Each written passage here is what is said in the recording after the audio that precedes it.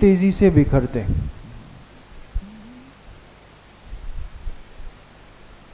ہم اس دور سے گزر رہے ہیں کہ جس میں فتنوں کی کثرت بھی ہے، شدت بھی ہے، اور بدقسمتی سے اس کی قوت بھی دن بدن بڑھ رہی ہے. ایک چیز کی کثرت ہو لیکن اس میں طاقت نہ ہو تو اتنی پریشانی نہیں.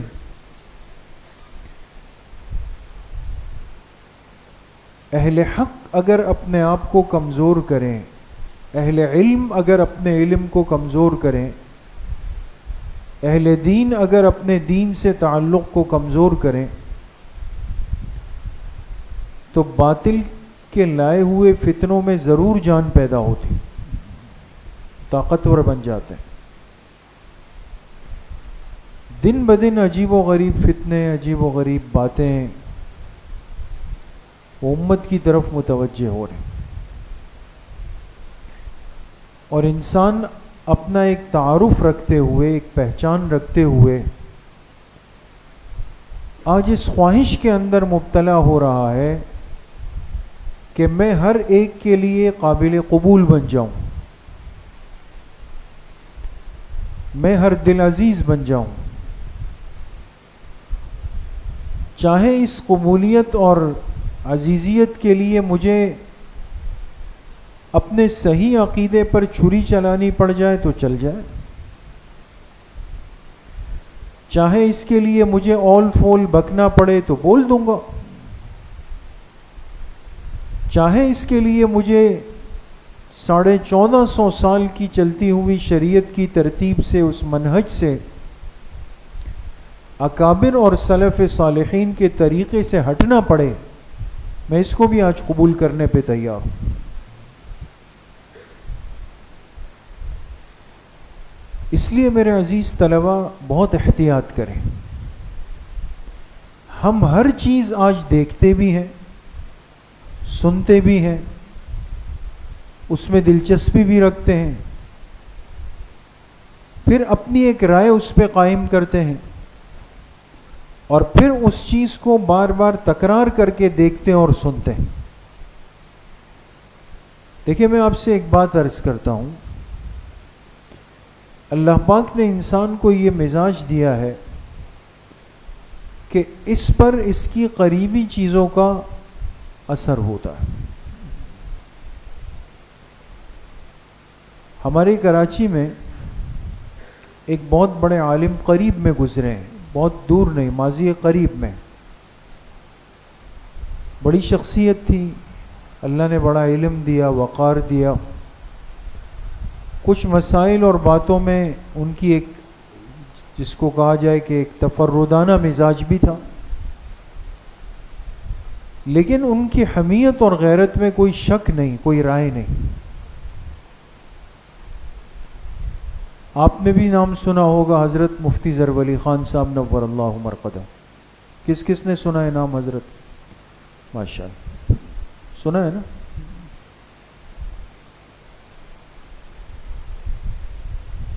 سب چیزوں کے باوجود انہوں نے عقیدے پر اور صحیح عقیدے پر بڑی محنت کی، جو آپ کو ان کے متعلقین میں، مریدین میں، طلبہ میں، تلامذہ میں، اہل علاقہ میں، سب میں نظر آئے. عقیدہ توحید پر بڑے سخت تھے، شرک، بدعات، لغویات، ان چیزوں کو ڈنڈے کے زور پہ بند کیا.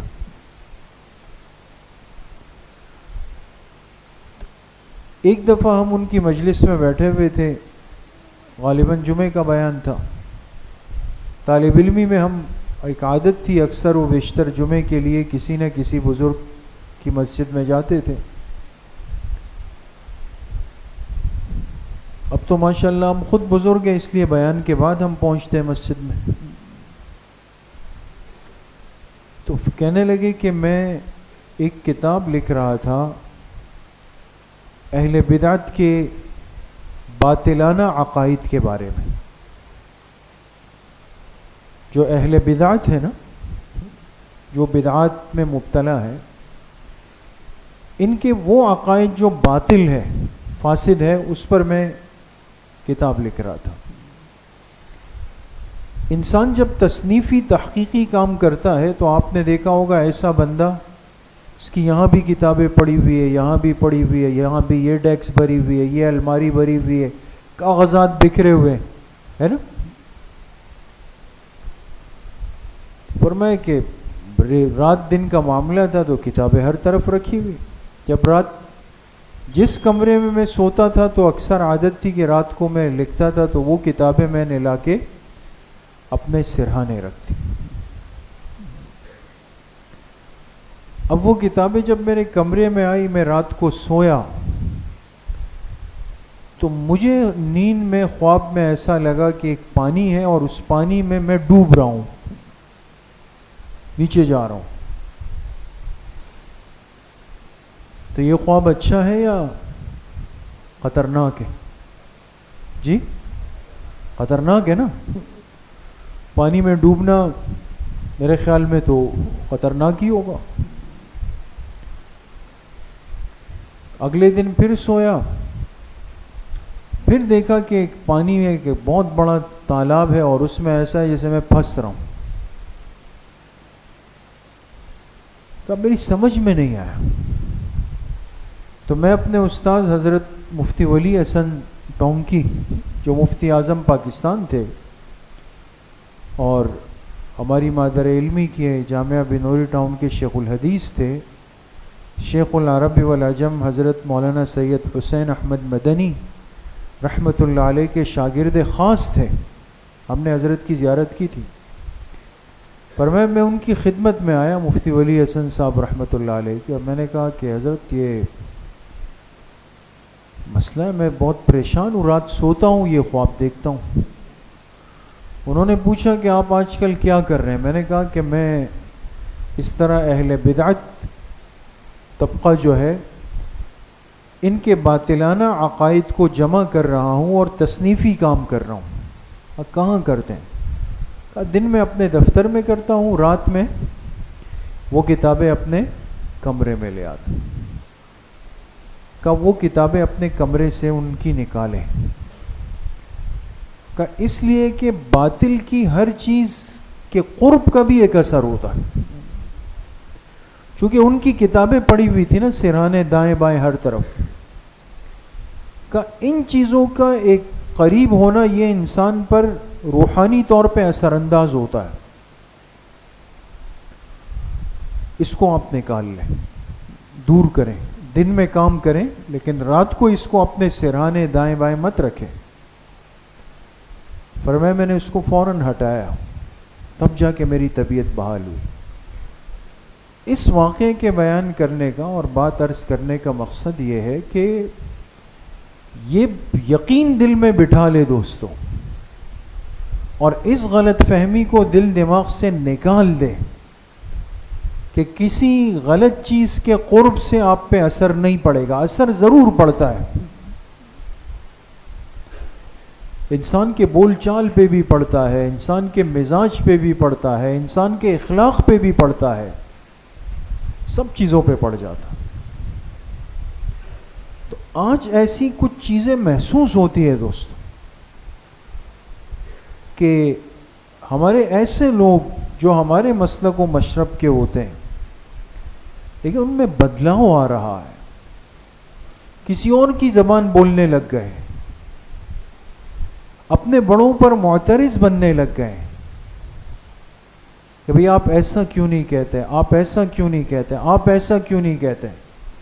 یہ ہمارے جتنے بڑے اکابر کا ایک سلسلۃ الذہب تھا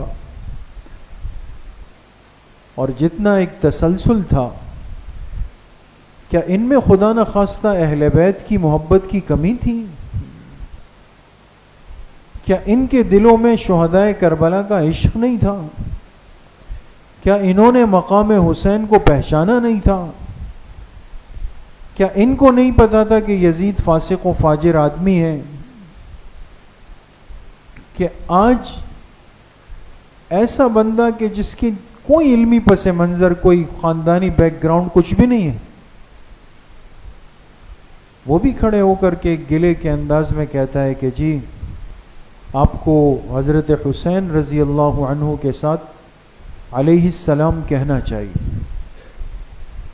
اس لیے کہ امام بخاری رحمۃ اللہ علیہ نے صحیح بخاری میں ایک جگہ پر حضرت حسین رضی اللہ عنہ کے ساتھ کیا لکھا ہے؟ علیہ السلام. بہت ذہن میری طرف رکھیے گا دوستو، 2-3 باتیں بس عرض کر رہا ہوں. اصل جو خرابی ہے نا، جو نقصان ہو رہا ہے، وہ کیا ہے؟ تشیع اتنی محنت کر چکی ہے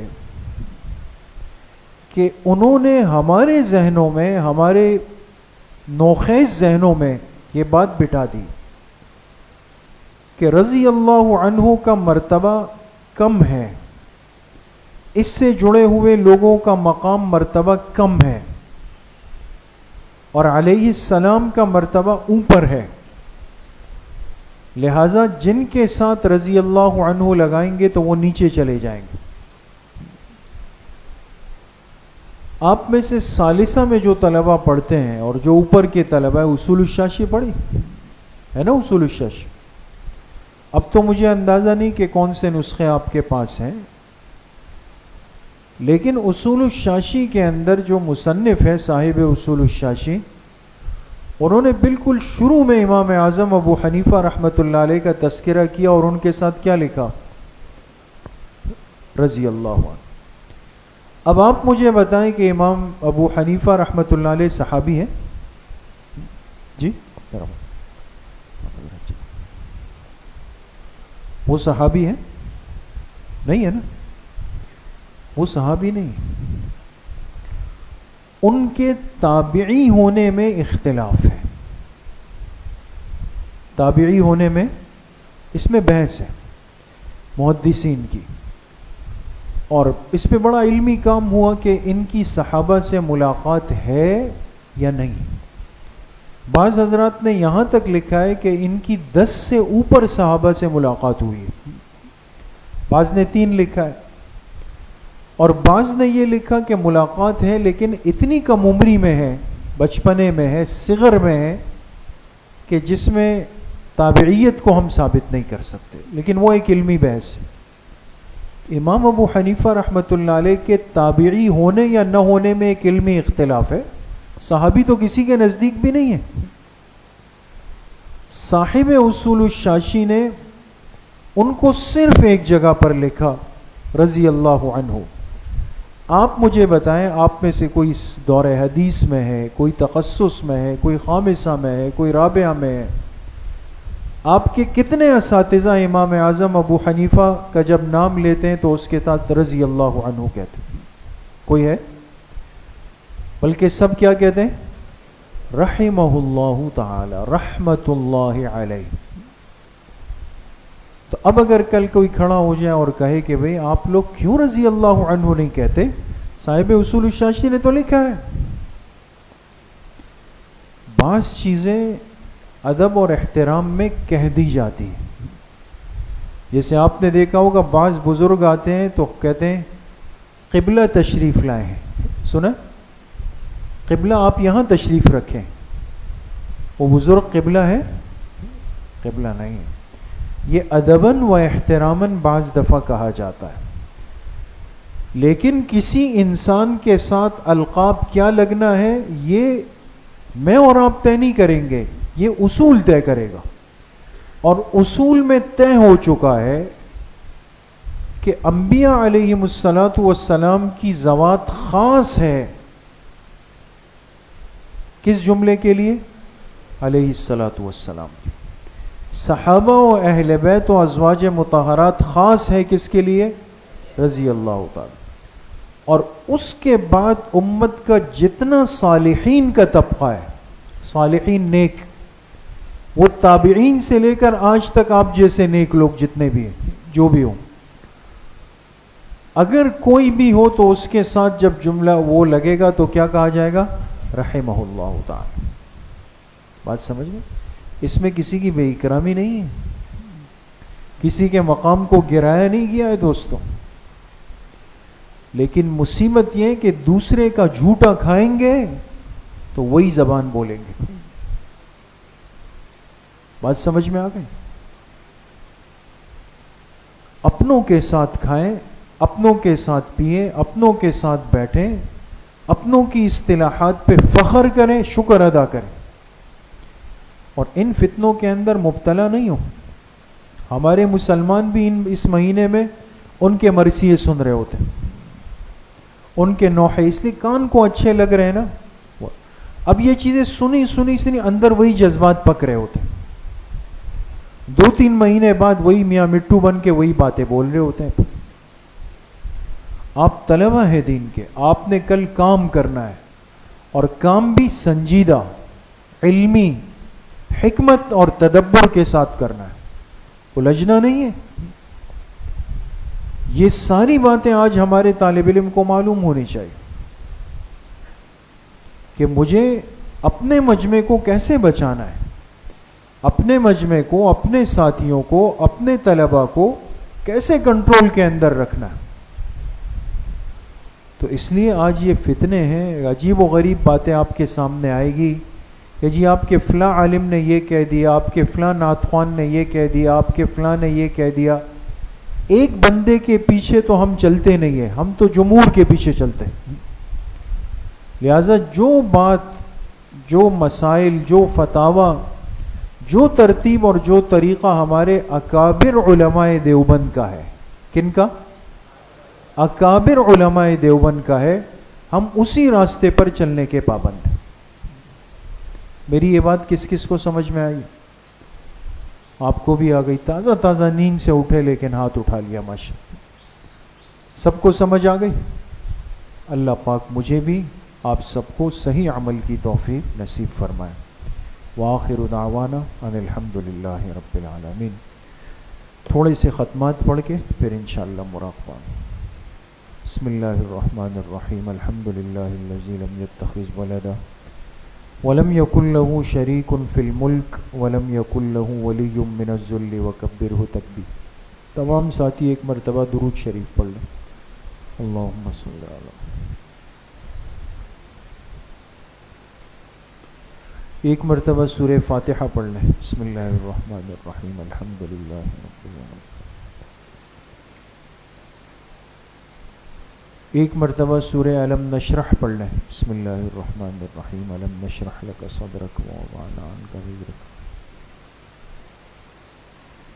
ایک مرتبہ سورہ اخلاص پڑھ لیں. بسم اللہ الرحمن الرحیم. قل هو اللہ احد اللہ الصمد. ایک مرتبہ درود شریف پڑھ لیں. اللہم صلی علی محمد. 7 مرتبہ پڑھیں. اللہم یا قاضی الحاجات، اللہم یا قاضی الحاجات. 7 مرتبہ پڑھیں. اللہم یا دافع البلیات، اللہم یا دافع البلیات. 7 مرتبہ پڑھیں. اللہم یا رفیع الدرجات، اللہم یا رفیع الدرجات. 7 مرتبہ پڑھیں. اللہم یا ارحم الراحمین، اللہم یا ارحم الراحمین.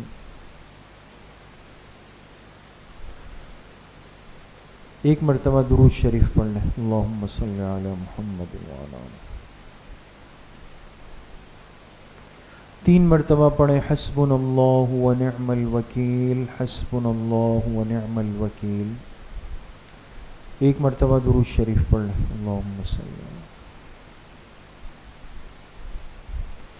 3 مرتبہ پڑھیں. ذالک فضل اللہ یؤتیہ من یشاء واللہ ذو فضل علی المؤمنین. ذالک فضل اللہ یؤتیہ من یشاء واللہ ذو فضل علی المؤمنین. ایک مرتبہ درود شریف پڑھ لیں. اللہم صلی علی. 3 مرتبہ پڑھیں. واللہ ولی المؤمنین، واللہ ولی المؤمنین. ایک مرتبہ درود شریف پڑھ لیں. اللہم صلی علی محمد.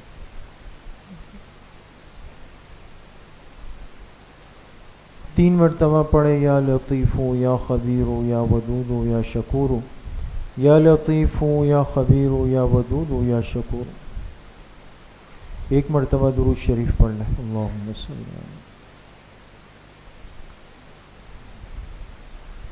3 مرتبہ پڑھیں الا بذکر اللہ تطمئن القلوب، الا بذکر اللہ تطمئن القلوب۔ 1 مرتبہ درود شریف پڑھ لیں، اللہم صلی علی محمد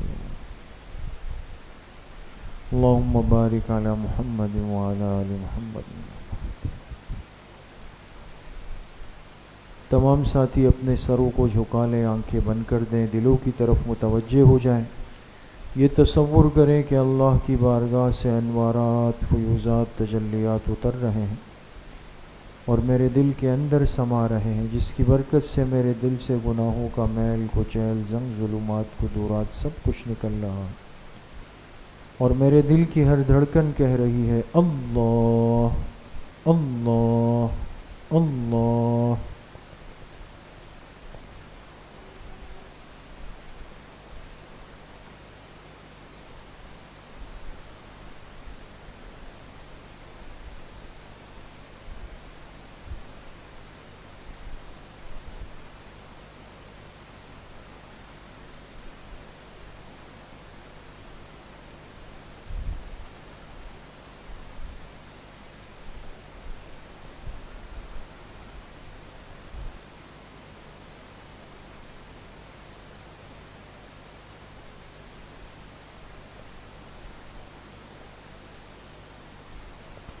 لا الہ الا اللہ محمد الرسول اللہ الحمد للہ رب العالمین، والصلاة والسلام علی سید الانبیاء والمرسلین سیدنا و مولانا محمد وآلہ واصحابہ اجمعین۔